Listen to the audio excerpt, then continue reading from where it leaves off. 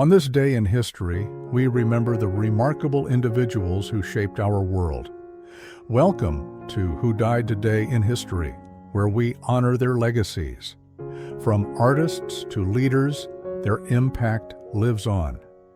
If you find their stories meaningful, like, subscribe, and hit the bell to stay connected. Corday, a prominent actress and model of the 1950s, passed away of natural causes at the age of 93. Known for her beauty, poise, and participation in the golden age of monster movies, Corday's death marked the quiet closing of a chapter in Hollywood's history. A time when glamour, ambition, and resilience defined the careers of women navigating a male-dominated industry. Corday rose to fame through roles in cult classics such as Tarantula, 1955, and The Black Scorpion, 1957, becoming an icon of mid-century sci-fi cinema. Her screen presence combined vulnerability with strength, capturing the spirit of post-war American women, seeking both independence and recognition in a world still slow to grant it. Off-screen, she was equally compelling, a Playboy centerfold, a Warner Brothers contract player, and a close friend to Clint Eastwood, who later revived her career with roles in his films. Her passing, though not violent or sudden, reflects the quiet dignity of aging in an era that often forgets its pioneers. The natural end to her life stands in contrast to the dramatic and often tragic fates of many of her contemporaries. It also underscores how the culture of celebrity has shifted. Corday's fame came from work, not scandal, from style, not spectacle. Her life reminds us of a time when stardom was crafted in studio lots and personal connections, not on social media or through viral moments. The immediate response to her death was respectful but understated, mirroring her graceful withdrawal from the spotlight in later years. Yet, for film historians and genre enthusiasts, her legacy endures. She represents a bridge between the studio system and the modern era of film, a symbol of how women carved out careers even when constrained by narrow roles. Corday's death invites reflection on how we remember cultural contributors who lived long enough to watch their work evolve from contemporary entertainment to historical artifact. We immortalize such figures through retrospectives, film preservation, and storytelling that honors their journey. Her legacy lives in the flickering black and white frames of 1950s cinema and in the collective memory of a genre that she helped define. In remembering Corday, we acknowledge the quieter legacies, those not built on revolution or tragedy, but on talent, timing, and the enduring power of presence. George Floyd's death on May 25, 2020, was both violent and deeply symbolic, igniting a global reckoning with racial injustice and police brutality. He died in Minneapolis, Minnesota, after a white police officer knelt on his neck for over 9 minutes during an arrest, despite Floyd repeatedly saying, "I can't breathe." Captured on video by bystanders, the footage spread rapidly across social media, drawing intense outrage and sparking one of the largest protest movements in modern history. Floyd's death reflected long-standing tensions in American society: systemic racism, unequal policing, and the struggle for civil rights. His killing came during a time of political polarization, social media activism, and widespread disillusionment with institutional accountability. Though he was not a politician or public figure prior to the incident, the manner of his death transformed him into a global symbol of Black pain, of protest, and of the urgent need for reform. The immediate consequences were seismic. Protests erupted in all 50 U.S. states and over 60 countries, uniting millions under the banner of Black Lives Matter. Statues of controversial historical figures were toppled, police departments reevaluated policies, and some governments pledged reforms. Corporations and institutions that had long remained silent began to publicly address racial equity, though not without criticism for performative allyship. The officer responsible, Derek Chauvin, was eventually convicted of murder, a rare outcome in U.S. cases involving police violence. Floyd's death amplified his name into a rallying cry, "Say his name," and shifted conversations about race, policing, and justice in ways that continue to echo. His legacy is complicated. He was not a civil rights leader by design, yet his final moments reshaped the global dialogue on human rights and accountability. This tragedy reveals how modern martyrdom can arise unexpectedly, and how power dynamics, when unchecked, can end in catastrophe. It also illustrates humanity's growing reliance on digital witnesses and collective action to challenge authority. George Floyd has been immortalized in murals, music, literature, and memorials. In remembering Floyd, we confront the fragility of life and the power of public grief. His death forces us to reflect not only on justice delayed, but on how remembrance can become a form of resistance. Charles Nelson Riley, a multi-talented American actor, director, and comedian, died of pneumonia on May 25, 2007, at the age of 76. His death was natural, occurring after a prolonged illness. Known for his flamboyant wit and distinctive persona, Riley's passing marked the end of an era shaped by evolving ideas of identity, comedy, and representation in American entertainment. Riley rose to fame during a time when open discussions of sexuality, especially in Hollywood and television, were rare and often taboo. Though he never publicly came out during the prime of his career, Riley was widely known to be gay, and his flamboyant presence, especially on 1970s game shows like Match Game, challenged norms in subtle, performative ways. His style was both camp and subversive, offering a safe and humorous form of visibility at a time when queerness was largely relegated to subtext. His death did not spark global protest or political upheaval, but it deeply resonated within the world of theater, television, and LGBTQ+ communities. The immediate consequence of his passing was a wave of tributes celebrating his unique contributions to entertainment. Riley had not only been a Tony Award-winning Broadway star, but also a respected acting teacher and director. His legacy was further amplified through his acclaimed autobiographical one-man show, Save It for the Stage, The Life of Riley, which became a critically praised film, capturing his humor and depth with emotional honesty. In many ways, Riley's death reflected the struggles and silent victories of queer performers in mid-20th century America. He succeeded in a world that rarely made room for authenticity, and his ability to thrive, without ever compromising his eccentric identity, became a quiet act of defiance. His life and career became part of a broader narrative of marginalized voices finding ways to shine, even under social constraints. Riley is immortalized not through statues or national holidays, but through archived performances, interviews, and the fond recollections of fans and peers.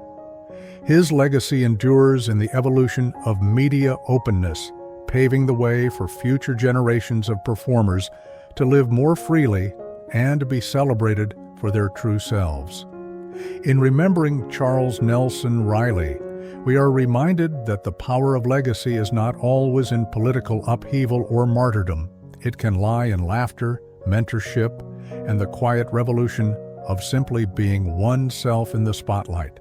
Dani Robin, the French actress renowned for her elegance and charm in post-war European cinema, died tragically on May 25, 1995, in a fire at her Paris apartment.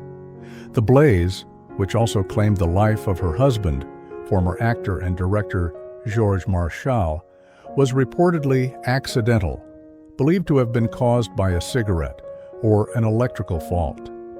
This violent and unexpected end starkly contrasted the glamour and poise she embodied during her film career, and it underscored the often fragile line between public adoration and private vulnerability.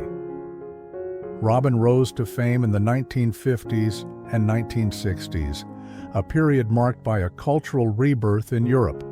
Her roles in films such as La Passante and Alfred Hitchcock's Topaz symbolized a nuanced femininity, poised, intelligent, and subtly subversive. As a star of France's post-war golden age of cinema, she represented a generation striving for identity and elegance amid the lingering shadows of war and the rise of modernity. Her death came at a time when many of her contemporaries were already receding into nostalgia, and while it did not send shockwaves through the political or cultural world, it did prompt a revisiting of her cinematic legacy. French media and film enthusiasts paid tribute to her understated talent and the elegance she brought to the screen. In the quietness of her departure, there was a sense of closing a chapter on a refined era of filmmaking that had already begun to fade. Robin's passing reflects how even beloved public figures can slip into near obscurity as eras change. Yet, through retrospectives and classic film revivals, she continues to be remembered. Her life and career remind us of the transience of fame and the lasting power of film as an archive of human expression and emotion. We immortalize figures like Danny Robin not only through their most famous roles, but also through the tone and style they brought to their era. Her death, though devoid of spectacle, is part of a broader tapestry of cultural memory, one that values grace, artistry, and the delicate passage of time. It teaches us that legacy isn't always loud. Sometimes it lingers like a quiet melody that resurfaces whenever the screen lights up. Graham Kennedy, widely regarded as the king of Australian television, died on May 25, 2005, at the age of 71 from complications related to pneumonia. His passing marked the end of an era in Australian media, a time when live television was raw, unpredictable, and deeply intertwined with the national identity. Kennedy's decline had been slow and quiet, exacerbated by years of ill health and reclusive living, a stark contrast to the bold, electrifying persona he presented during his peak. Rising to fame in the 1950s and 1960s, Kennedy helped shape the very foundation of Australian television. His work on In Melbourne Tonight and later programs brought a unique blend of quick wit, irreverent humor, and fearless spontaneity that both delighted audiences and occasionally clashed with conservative broadcasters. His satirical take on politics, authority, and celebrity was emblematic of a society beginning to question traditional hierarchies in the post-war world. His death from natural causes may not have been shocking, but it did evoke a profound sense of national nostalgia for a time when TV stars felt like family. The immediate aftermath of Kennedy's death was an outpouring of public mourning, not just from fans, but from generations of entertainers he had influenced. His death did not so much amplify his legend as confirm it. In the eyes of many Australians, he was already a mythic figure. Tributes from colleagues and broadcasters recalled his seismic impact on media, and reruns of his most iconic moments circulated widely, introducing younger audiences to his legacy. Kennedy's passing speaks to a broader human tendency to immortalize cultural pioneers. Despite his later life withdrawal from the public eye, his influence endured. He has since been commemorated through television retrospectives, Hall of Fame inductions, and documentaries celebrating his audacious spirit and trailblazing contributions. In reflecting on Kennedy's death, we confront the dual nature of fame, its ability to both elevate and isolate. His life and legacy reveal how societies use memory and storytelling to preserve those who help define their cultural voice. As long as there are screens replaying his comedic genius and hearts remembering his laughter, Graham Kennedy remains very much alive in the national consciousness. Through media, we hold on to what time tries to erase. Pat Coombs, a beloved figure in British television and radio comedy, died of natural causes on May 25, 2002, at the age of 75. Her passing marked the quiet end of a career that had brought warmth and laughter to post-war Britain. Known for her sweetly bumbling personas and impeccable timing, Coombs represented a style of comedy rooted in innocence, gentleness, and character-driven humor. Her death, while not sudden or violent, symbolized the fading of an era of entertainment that thrived on charm rather than shock or spectacle. Coombs' career spanned decades, flourishing in the golden age of British radio and television. She worked alongside comedy greats like Tony Hancock and Arthur Askey, and her performances on shows such as The Dick Emery Show and You're Only Young twice made her a household name. Unlike the glamorous or rebellious icons of later generations, Coombs found her niche in playing the ordinary, often put-upon woman, always relatable, always endearing. In doing so, she reflected the values of her time: modesty, resilience, and a distinctly British ability to laugh at life's misfortunes. Her death did not cause a dramatic shift in the cultural landscape, yet it prompted heartfelt tributes from fans and peers alike. For many, her passing served as a reminder of the gentler comedic traditions that once dominated British media. In an age increasingly driven by edgy, fast-paced content, Coombs's legacy felt like a comforting echo from a quieter past. Her legend, though not widely amplified in mainstream retrospectives, endures in the fond memories of those who grew up with her. Coombs' life and passing reflect the broader human desire to celebrate those who bring joy in subtle, consistent ways, not just through revolutionary acts or grand gestures. Her contribution to entertainment, though understated, is preserved through reruns, archival footage, and affectionate tributes in British comedy history. Ultimately, Pat Coombs reminds us that mortality does not diminish the soft power of kindness and laughter. We immortalize such figures not only through formal honors, but through storytelling, memory, and the quiet influence they leave on the tone and texture of cultural life. In her understated humor, we find a timeless form of legacy, one that continues to comfort and amuse long after the curtain falls. Hilary Brooke, a prominent figure in mid-20th century American entertainment, passed away from natural causes on May 25, 1999, at the age of 84. Best remembered for her roles in comedy classics like The Abbott and Costello Show and the Sherlock Holmes film series alongside Basil Rathbone, Brooke embodied a particular post-war ideal of the sophisticated, charming woman, intelligent, poised, and always a step ahead in dialogue and wit. Her death marked the quiet closing of a chapter in Hollywood history that celebrated refinement and subtlety over spectacle. Brooke's career blossomed in an era when the silver screen was dominated by polished personas and tight studio control. She defied some of the expectations placed on women at the time by portraying characters who were not just pretty faces, but often clever, resourceful, and independent. As a rare American actress who convincingly played British characters, she navigated the cross-Atlantic charm that defined much of Hollywood's golden age. Her roles in comedies and mysteries alike allowed her to bridge the worlds of light entertainment and intellectual intrigue.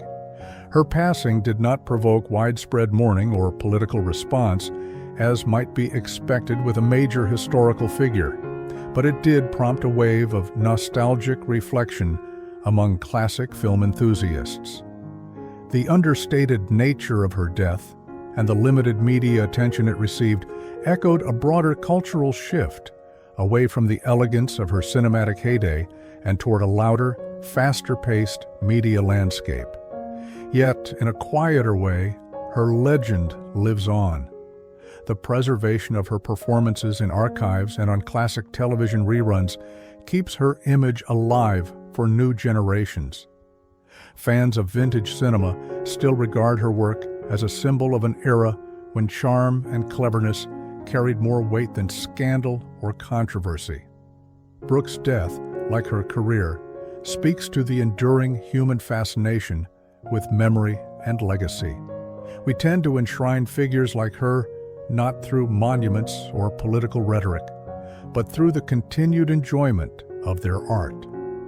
In remembering Hillary Brooke, we are reminded that even in the face of mortality, grace, intelligence, and humor are timeless virtues, ones we celebrate and pass on through the stories we tell and the screens we still turn to. Herb Jeffries, often celebrated as the Bronze Buckaroo, passed away on May 25, 2014, at the age of 100 from heart failure. His death marked the end of a century-spanning life that had defied racial norms, challenged Hollywood stereotypes, and redefined African-American representation in American cinema and music. A natural death, Jeffries' passing was peaceful, but his life was anything but quiet. His career traversed jazz clubs, Western films, and social boundaries. Jeffries rose to fame in the 1930s and 1940s, starring in a series of all-black Westerns that provided rare and empowering representation during a time when segregation and Jim Crow laws shaped every aspect of American life. At a time when Hollywood relegated black actors to servile roles, Jeffries portrayed the heroic cowboy, noble, charismatic, and central to the story. These films, including Harlem on the Prairie and The Bronze Buckaroo, were revolutionary not just for their content, but for their assertion that black audiences deserved heroes who looked like them. His passing in 2014 occurred in a nation still wrestling with the legacy of racial inequality, making his life and career newly relevant. While not met with the same fanfare as a modern pop icon, his death was mourned by historians, jazz aficionados, and fans of early black cinema who recognized him as a trailblazer.